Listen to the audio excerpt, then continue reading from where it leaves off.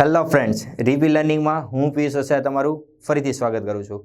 ગયા લેક્ચરમાં આપણે ગુરુત્વાકર્ષી તીવ્રતાનો પહેલો પાર્ટ જોયો, એટલે અમુક પ્રકારના એમસીક્યુ જોયા. હવે એના જ ગુરુત્વાકર્ષી તીવ્રતાનો ભાગ 2 જોઈશું, એટલે નવા એમસીક્યુ જોઈશું. તો જ્ઞાનની સરવાણીમાં આગળ વધીએ અને જોઈએ આગળનો ક્વેશ્ચન. ધારો કે M1 અને M2 દળ ધરાવતા અનુક્રમે R1 અને R2 ત્રિજ્યા ધરાવતા 2 ઘન ગોળાઓ છે. બરાબર, 2 ઘન ગોળા 1 અને 2 જેવા છે, જેનું ઘન ગોળા 1 નું દ્રવ્યમાન M1 અને ત્યારેની ત્રિજ્યા R1 એટલે કે 1 મીટર છે, અને બીજો ગોળો છે 2 નંબરનો, તો એનું દ્રવ્યમાન છે M2 અને ત્યારેની ત્રિજ્યા છે R2. બરાબર, જે 2 મીટર જેટલી છે. ઓકે, તો આ ત્રિજ્યા ધરાવે છે, સમજી લેજો. આ રીતનો એક ગોળો છે મારી પાસે, એનું M1 દળ છે ને એની ત્રિજ્યા R1 જેટલી છે, અને બીજો એક ગોળો છે M2 જેની ત્રિજ્યા છે R2 જેટલી. બરાબર છે. તો એનું ગુરુત્વાકર્ષી તીવ્રતાનું મૂલ્ય આલેખમાં દર્શાવ્યા મુજબ બદલાતું છે. તો M1/M2 શોધો. બરાબર, સરળ છે એકદમ. હવે હું એક વસ્તુ લઉં છું કે ગોળા 1 માટે ગોળાની સપાટી પર ગુરુત્વાકર્ષી તીવ્રતાનું મૂલ્ય, ગોળા 1ની સપાટી પર ગુરુત્વાકર્ષી તીવ્રતાનું મૂલ્ય E1 છે. બરાબર, Gm1, અને અંતર થશે સપાટી પર છે. બરાબર, એટલે ત્રિજ્યા જેટલું અંતર થશે એટલે R1². બરાબર, એવી જ રીતના હું ગોળા 2 માટે લઈશ. ભાઈ ગોળા 2ની સપાટી પર E2 એટલે કે ગોળા 2ની સપાટી પર ગુરુત્વાકર્ષી તીવ્રતા છે E2 જેટલી, Gm2/R2². બરાબર છે. ઓકે, ચલો હવે આગળ વધીએ. મારે શું જોઈએ છે? M1/M2. તો હું શું કરીશ? E1 અને E2 નો ગુણોત્તર લઈ લઈશ. બરાબર, જાગતે રહો. E1/E2, Gm1/R1²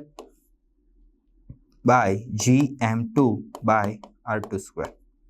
આ રીતનું કંઈક થશે. તો G કટ થશે, અને E1/E2 is equal two M1/M2 ગુણ્યા R1² R2². આ રીતનું છે. મારે આ મેળવવાનું છે. R1 અને R2 ની કિંમત આપને રકમમાં જ આપી દીધેલી છે. મારે E1 અને E2 ની જરૂર પડી શકે છે. તો E1 અને E2 એનું મૂલ્ય આપને ગ્રાફ પરથી મળશે. તો ચલો ગ્રાફ ઉપર આવીએ. તો જો આપણે ગુરુત્વાકર્ષી તીવ્રતા ક્યાં લીધી છે? સપાટી પર. એટલે સપાટી પર અહીંયા હશે. ગોળા 1 માટે ત્રિજ્યા છે 1 મીટર, એટલે કે અહીંયા. તો ત્યારે છે 2, એટલે E1 ગોળા 1 માટે સપાટી પર E1 છે 2. બરાબર, હવે E2 ની જ વાત કરીએ તો E2 ની ત્રિજ્યા છે 2m, એટલે 2m જોઈ લો, અને ત્યારે છે 3. ઓકે, ચલો. તો આ રીતનું મળે છે મને ગ્રાફ પરથી. મહત્તમ મૂલ્ય એટલે સમજો ને, તમને ગ્રાફ ખ્યાલ જ છે કે આ અંદર કેન્દ્રથી આગળ વધીએ સપાટી પર મહત્તમ થાય ત્યારબાદ પરવલયાકાર બને, એટલે આ સપાટી પરનું મૂલ્ય છે. બરાબર, જે ગોળા 1 માટે 2 છે અને ગોળા 2 માટે 3 જેટલું છે. બરાબર, થોડુંક પ્લસ માઇનસ હોય તો ચલાવી લેજો, પણ એક્ઝામમાં પરફેક્ટ બનાવેલું હશે. તો મારી પાસે E1 અને E2 ના મૂલ્ય છે. E1 એટલે 2, E2 એટલે કે 3, M1/M2 R2² એટલે 2 એનો વર્ગ 4, અને R1 એટલે તો 1 જ છે. બરાબર, આ 4 નીચે જશે એટલે મને M1/M2 નું મૂલ્ય મળશે 2/3 ગુણ્યા 4, 2 દુને 4, એટલે 1/6 જવાબ આવશે. તો yes, that's one. B 1/6 is my answer. Okay, તો આગળનો સવાલ જોઈએ. તો દળ ઘનતા ρ of R is equal to K/R² દ્વારા ઉત્પન્ન થતી ગુરુત્વાકર્ષી તીવ્રતાની અસર હેઠળ એક પરીક્ષણ દળ વર્તુળાકાર માર્ગમાં ભ્રમણ કરી રહ્યો છે. બરાબર, હવે ρ ઓફ R છે, એટલે R આપણે ત્રિજ્યા છે, એટલે સમજી લો એક ગોળો છે આમ. બરાબર, જેની ત્રિજ્યા છે R જેટલી, અને એની ગુરુત્વાકર્ષી તીવ્રતાની અસર હેઠળ એક પરીક્ષણ દળ વર્તુળાકાર માર્ગે એટલે ટૂંકમાં આ રીતે વર્તુળાકાર માર્ગે આ પરીક્ષણ દળ છે. પરીક્ષણ દળ સમજી લો કે સ્મોલ m દળ ધરાવતો છે, બરાબર. વર્તુળાકાર માર્ગે ભ્રમણ કરી રહ્યો છે, બરાબર. તો આ કિસ્સામાં જે કેન્દ્રગામી બળ હશે, અને આગળ વાંચીએ કે જો પરીક્ષણ દળની કક્ષાની ત્રિજ્યા r હોય, એટલે આ કેપિટલ R, તો અને તેનો આવર્તકાળ કેપિટલ T હોય, તો કયો સંબંધ સાચો છે? તો આ જે વર્તુળાકાર માર્ગે ભ્રમણ કરે છે એમાં જરૂરી કેન્દ્રગામી બળ mv²/r કોણ પૂરું પાડશે? તો કે ગુરુત્વાકર્ષી બળ. ખ્યાલ આવે છે? બરાબર. ગુરુત્વાકર્ષી બળ અને કેન્દ્રગામી બળ બંને સમાન થાય તો જ વર્તુળાકાર માર્ગે ભ્રમણ થઈ શકે. નહીતર શું કરે કે વર્તુળાકાર માર્ગે ન ભ્રમણ થાય, પરંતુ એના તરફ આકર્ષી બળ લગાડે દળને કારણે. બરાબર છે. તો આ રીતનું છે અમારી પાસે કંઈક. હવે મારે ગુરુત્વાકર્ષી બળ મેળવવું હોય તો કેપિટલ M ની જરૂર પડે, બરાબર. કેપિટલ M નથી મારી પાસે, પરંતુ ઘનતા આપેલી છે. તો કંઈ જ વાંધો નહીં, આપણી પાસે ખબર જ છે ઘનતા ઇઝ ઇક્વલ ટુ દળના છેદમાં, બરાબર. ઘનતાને હું કહી દઉં છું રો ઇઝ ઇક્વલ ટુ દળ. ધારો કે હું અહીંયા કોઈક એક સૂક્ષ્મ દળ હોય dm જેટલું, તો dm લઈ લઉં. ત્યારે કદ, એ દળ સૂક્ષ્મ છે તો કદ પણ સૂક્ષ્મ હશે, dv. તો m થશે મારી પાસે dm is equal to rho into dv. Okay, કાંઈ વાંધો નહીં. હવે તમને ખ્યાલ હોય તો કદ કોને કહેવાય? તો કે લંબાઈ ગુણ્યા પહોળાઈ ગુણ્યા ઊંચાઈ, એને કદ કહેવાય. પરંતુ કોઈ બેનો ગુણાકાર કરું તો મને ક્ષેત્રફળ મળે, અને ક્ષેત્રફળને કોઈ ત્રીજા ડાયમેન્શન સાથે ગુણું તો પાછું મને કદ મળી જાય. તો એ જ સિચ્યુએશન હું આમાં લાગુ પાડું છું. તો dm is equal to rho into a into dr, બરાબર. આ ક્ષેત્રફળ છે અને આ ત્રીજી રાશિ છે, એટલે કે ત્રિજ્યા છે, બરાબર. એને હું ગોળો છે એટલે બધી બાજુ સરખી હોય એટલે ત્રિજ્યા લઈ શકું, એટલે a ઇન્ટુ dr એ કદ જ થશે, બરાબર. તો હવે બનશે dm is equal to rho as it is, a ની બદલે 4πr² અને ઇન્ટુ dr, બરાબર. રો ની કિંમત મૂકી દઉં છું, તો rho is equal to k/r², 4πr² into dr, બરાબર છે. r² કટ થશે તો ફાઇનલી આવું મારી પાસે બચશે. પણ આ તો સૂક્ષ્મ દળ છે ને, મારે શું જોઈએ છે? સંપૂર્ણ ગોળાનું દળ જોઈએ છે. તો મારે શું કરવું પડે? સંકલન લેવું પડે, બરાબર. તો dm નું સંકલન લઈશ તો મને મળશે capital M is equal two, આ તો કોન્સ્ટન્ટ છે બધું, એટલે 4πk.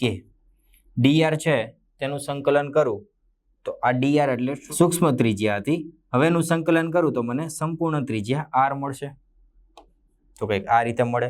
ઓકે, તો દળ મળી ગયું મને 4πk ઇન્ટુ r. હવે તમને કાઇનેમેટિક્સનું એક સૂત્ર ખ્યાલ જ છે, વેગ ઇઝ ઇક્વલ ટુ અંતરના છેદમાં સમય, બરાબર. આ મુજબ વેગ એટલે કે આપણા કિસ્સામાં કક્ષીય વેગ આવશે, બરાબર. v0 કહી દઉં, બરાબર. અને અંતર વર્તુળાકાર છે તો આવશે 2πr, અને સમય એટલે કે આવર્તકાળ કેપિટલ T. પણ મારી પાસે v0 નથી, બરાબર. બાકી તો બધું છે પણ v0 નથી. પણ v0 નું આપણી પાસે સૂત્ર છે કે કક્ષીય વેગ v0 is equal two √gm/r, બરાબર. તમને ખ્યાલ જ છે કે માત્ર ગોળાના દળ અને ત્રિજ્યા ઉપર જ આધાર રાખે છે, બરાબર. તો gm છે મારી પાસે 4πkr, r કટ થશે. તો ફાઇનલી એક વસ્તુ જોવો તો અંડરરૂટમાં આ જે v0 છે, v0 is equal two g constant, 4 constant, pi constant અને k કોન્સ્ટન્ટ. v0 આખો મારી પાસે છે કોન્સ્ટન્ટ, બરાબર છે. ઓકે, તો આ તો કોન્સ્ટન્ટ થઈ ગયું અને આ પણ કોન્સ્ટન્ટ છે. તો હવે આ સૂત્રમાં જુઓ, આ કોન્સ્ટન્ટ થઈ ગયું અને આ પણ કોન્સ્ટન્ટ, એટલે t ચલે છે r લખી શકાય. આ કોન્સ્ટન્ટ છે, આ બંને કોન્સ્ટન્ટ છે, એટલે આપણે ટી ચલે છે આર થશે, પરંતુ આવો કોઈ ઓપ્શન નથી એટલે આ આર ને નીચે આવવા દઉં તો ટી બાય આર અચળ થશે, બરાબર. તો yes, option A is right answer, બરાબર છે. એકદમ સરળ એક્ઝામ્પલ હતો, પણ માત્ર ને માત્ર તમને થોડા મેથેમેટિકલ કન્સેપ્ટ, અને એવું જરૂરી નથી કે આપણે આ જ ટોપિકના એમસીક્યુ જોયા છે તેમાં બીજું કોઈ સૂત્ર ન આવી શકે, એવું ક્યાંય લખી દીધેલું નથી. આખા ગ્રેવિટેશનમાંથી કોઈ બી સૂત્રનો ઉપયોગ થાય, જેમ આપણે અહીંયા કાઇનેમેટિક્સના સૂત્રનો ઉપયોગ કર્યો એવી રીતના કોઈ બી સૂત્ર આવી શકે, બરાબર. તો તમને ખ્યાલ જ છે કે ભાઈ એક ગોળો છે જેની ત્રિજ્યા આર છે, એમાં એક પરીક્ષણ દળ વર્તુળાકાર માર્ગે ભ્રમણ કરે છે, બરાબર. વર્તુળાકાર માર્ગે ભ્રમણ કરે છે તો આનું અંતર કપાશે કુલ 2πr. ત્યારે જે સમય હશે એ આવર્તકાળ જેટલો હશે, કેપિટલ ટી, અને વેગ થશે એ થશે આપણો કક્ષીય વેગ, બરાબર. કક્ષીય વેગનું સૂત્ર છે મારી પાસે √2gm/r, બરાબર. પણ એમ નથી, પણ મારી પાસે ઘનતા છે તો ફરીથી આ પ્રોસેસ કરવાની, એટલે તમને ફાઇનલી એમ મળે. એ મૂકી દો તો આર કટ થશે, બરાબર. તો તમને એટલું ખબર પડી કે V0 કોન્સ્ટન્ટ છે, તો આટલા સમીકરણમાં આ કોન્સ્ટન્ટ થઈ ગયું, આ પણ કોન્સ્ટન્ટ થઈ ગયું, આ પણ કોન્સ્ટન્ટ થઈ ગયું, એટલે આ ટી સામે જાય તો ટી ચલે છે આર. આવો ઓપ્શન નથી, બરાબર. તો આર નીચે લઈ લે તો ટી બાય આર અચળ છે. ખ્યાલ આવી ગયો? એકદમ સરળ એક્ઝામ્પલ હતો. હવે આગળનું એક્ઝામ્પલ જોઈએ. એમ દળ ધરાવતી અને આર ત્રિજ્યાની એક રિંગ છે, કે ભાઈ આ એમ દળ ધરાવે છે અને આર ત્રિજ્યાની એક રિંગ છે. એ રિંગના કેન્દ્ર સી માંથી પસાર થતી અક્ષ, એટલે અહીંથી એક પસાર થતી અક્ષ છે, એ અક્ષથી આર અંતરે, આ સ્મોલ આર અંતર જ છે અને આ પણ સ્મોલ આર અંતરે એક પરીક્ષણ દળ જકડી રાખેલો છે, એટલે અહીં એક પરીક્ષણ દળ હશે, એમ પકડી રાખેલો છે. પરીક્ષણ દળ છે એટલે સમજી લો કે એકમ દળ જ હશે, કે તેનું મૂલ્ય 1 હોય, બરાબર. એનામ પકડી રાખેલો છે. હવે જ્યારે પરીક્ષણ દળને છોડવામાં આવે છે ત્યારે રિંગની ગુરુત્વાકર્ષી ક્ષેત્રની અસર હેઠળ ગતિ કરશે અને સી ઉપર, એટલે કે રિંગના કેન્દ્ર સી ઉપર પહોંચશે, તો સી પાસેની ઝડપ મેળવવાની છે, બરાબર. એકદમ સરળ છે, સમજો કે ભાઈ આ એક રિંગ હતી એમ દળ અને આર ત્રિજ્યા ધરાવતી, અને અહીંયા એક પરીક્ષણ દળ હતો, બરાબર. અત્યારે આપણે પકડી રાખેલો છે એટલે કોઈ પણ પ્રકારનું આકર્ષી બળ લાગશે નહીં, પરંતુ જેવું હું આને છોડી દઈશ તો રિંગની ગુરુત્વાકર્ષી ક્ષેત્રની અસર હેઠળ બંને દળ ધરાવે છે એટલે આકર્ષણ લાગશે, જેના કારણે પરીક્ષણ દળ કેન્દ્રમાંથી પસાર થતી અક્ષની દિશામાં ગતિ કરશે અને ફાઇનલી સી પર પહોંચશે, બરાબર. તો જ્યારે શરૂઆતમાં જ્યારે પરીક્ષણ દળને પકડી રાખેલો હતો ત્યારે તેની કુલ ઉર્જાને હું EI એટલે કે પ્રારંભિક ઉર્જા કહી દઉં, અને જ્યારે સી પર પહોંચશે, અહીંયા આવશે, ત્યારે તેની ઉર્જાને હું EF કહી દઉં છું, બરાબર છે. તો તમને ખ્યાલ છે ઉર્જા સંરક્ષણના નિયમ પરથી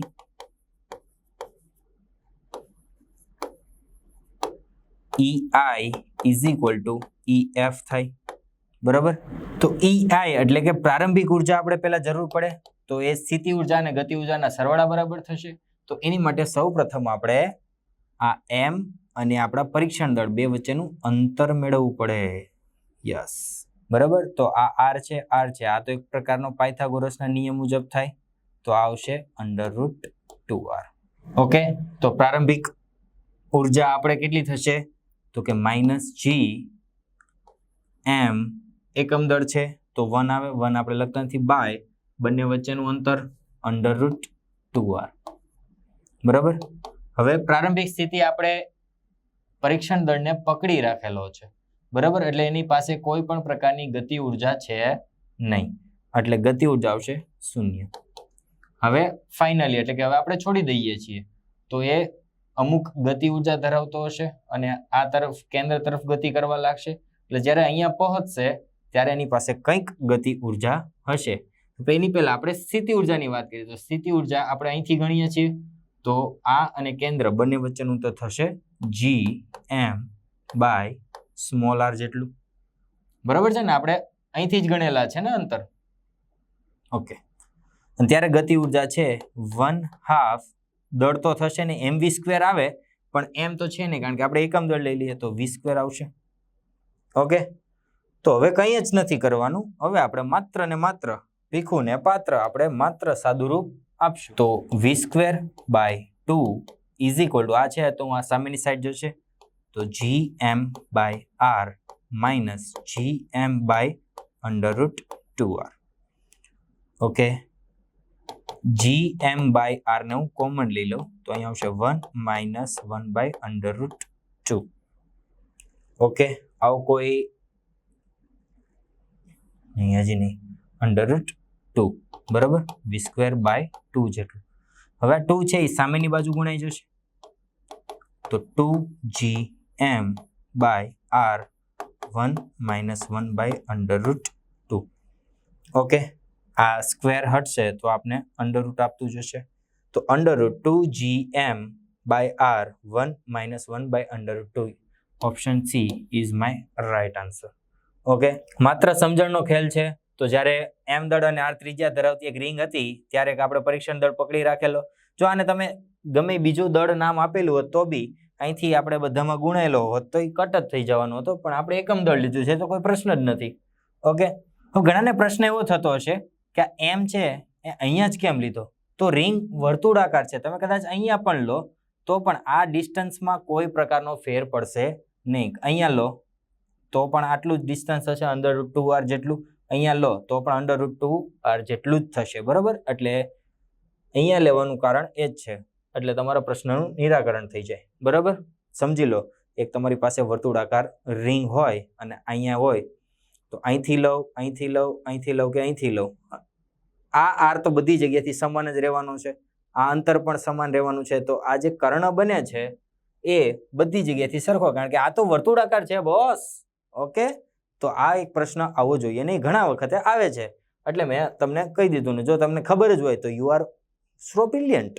ઓકે, આગળનો સવાલ જોઈએ કે આકૃતિમાં દર્શાવ્યા મુજબ m દળ અને r ત્રિજ્યાના એક સમાન ગોળો છે. એક આ m દળ અને r ત્રિજ્યાનો એક ગોળો છે, બરાબર. એમાંથી r વ્યાસનો એક ગોળો કાપી લેવામાં આવેલો છે, બરાબર. તો હવે બાકીના ગોળા વડે ખૂબ દૂર મૂકેલા P બિંદુ પાસે ગુરુત્વાકર્ષી તીવ્રતાનું મૂલ્ય મેળવવાનું છે. ઓકે, પ્રશ્ન એવો છે, આ સમજી લો તરબૂચ જેવું છે, બરાબર. તો તરબૂચ લેવા જાવ તો એમાંથી પેલું ડગલી કાઢી દે ને કે આલ્યો ચાખો, બરાબર. અને એક પ્રશ્ન જોવા જવો, એ જે કાઢીને આપે ને એ મીઠું હોય પણ ઘરે લઈને આવો ને એ મોડું લાગે. એ બહુ મોટો પ્રશ્ન છે, બરાબર. એ ન્યૂટન હોત તો સોલ્વ થાત, પરંતુ આપણાથી તો નથી થતો. ઓકે, એટલે ટૂંકમાં તમે સમજી ગયા છો કે આખો ગોળો હતો એમાંથી મેં r વ્યાસનો એટલે કે r/2 ત્રિજ્યાનો ગોળો કાઢી લીધેલો છે. તો હવે મારી પાસે ગોળો છે ને આખો હતો નહીં, આખો નહીં રહે, એમાંથી આટલો ભાગ નીકળેલો આવશે, બરોબર. એવો કોઈ ગોળો હોય અને એનાથી ખૂબ દૂર મૂકેલા P બિંદુ પાસે આપણે ગુરુત્વાકર્ષી તીવ્રતાનું મૂલ્ય મેળવવાનું છે. ઓકે, તો P બિંદુ છે એ મુખ્ય ગોળાના કેન્દ્રથી, એવું જ શબ્દ વાપરીશ, આને હું મુખ્ય ગોળો કહીશ, બરાબર. અને આને હું કાપી લીધેલો ગોળો કહીશ એટલે પ્રશ્ન ન થાય, અને હું ગોળો કહીશ તો તમે બંનેમાં કન્ફ્યુઝ થશો. તો મુખ્ય ગોળાના કેન્દ્રથી P બિંદુ ધારો કે x અંતરે છે, બરાબર.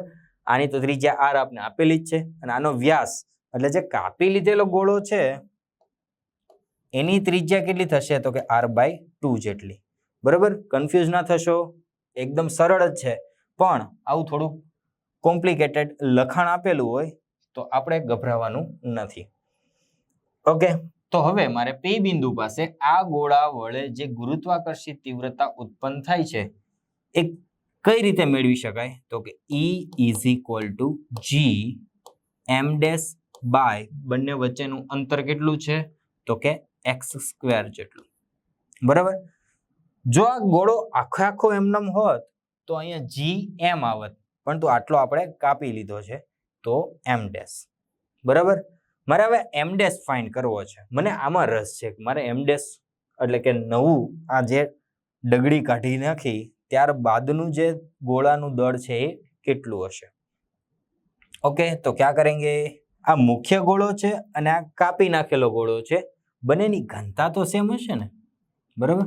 આ મુખ્ય ગોળો છે અને આ કાપેલ ગોળો છે, બંનેની ઘનતા તો સેમ હશે, બરાબર.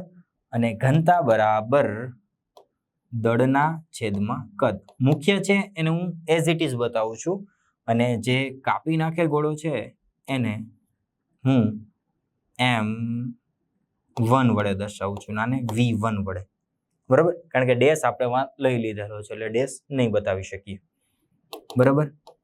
હવે ગોળો છે તો ગોળાનું કદ 4π/3 પાઈ r ક્યુબ, બરાબર.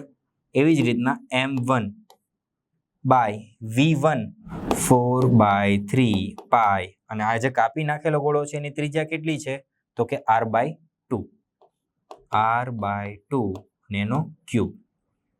ઓકે, ચલો આ તો બધું નીકળી જશે. 4/3 કટ થશે, પાઈ કટ થશે.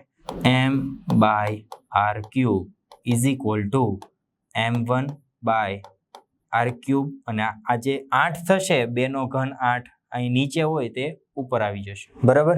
હવે r³ કટ થશે એટલે ટૂંકમાં જે કાપી નાખેલો ગોળો છે એનું દળ કેટલું થશે તો કે મુખ્ય ગોળાના દળ કરતા 8મા ભાગનું. ઓકે, એકદમ સરળ જ છે. તો પણ મારે આનું દળ મેળવીને કઈ ફાયદો નથી. મારે શું હતું કે આખામાંથી આટલું કાઢી નાખેલું છે તો કેટલું દળ બચે છે, તો M1 બરાબર M/8 મળશે. એટલે ટૂંકમાં એવું કેવું છે કે જે કાઢી નાખેલો ગોળો છે, કાપેલ ગોળો છે એનું દળ આ મુખ્ય ગોળાના દળ કરતા 8મા ભાગનું થશે, બરાબર. મારે આ ગોળાનું દળ મેળવીને કઈ ફાયદો થવાનો નથી. મારે તો શું જોઈએ છે કે આ મુખ્ય ગોળો હતો એમાંથી આટલું કાઢી નાખ્યું ત્યારબાદનું જે હતું એ, તો એને હું કહું છું M', બરાબર. M'. મુખ્ય ગોળો કેટલો દળનો હતો તો કે M દળનો, એમાંથી આપણે M1 જેટલું કાઢી નાખ્યું છે, બરાબર. તો M માઇનસ M/8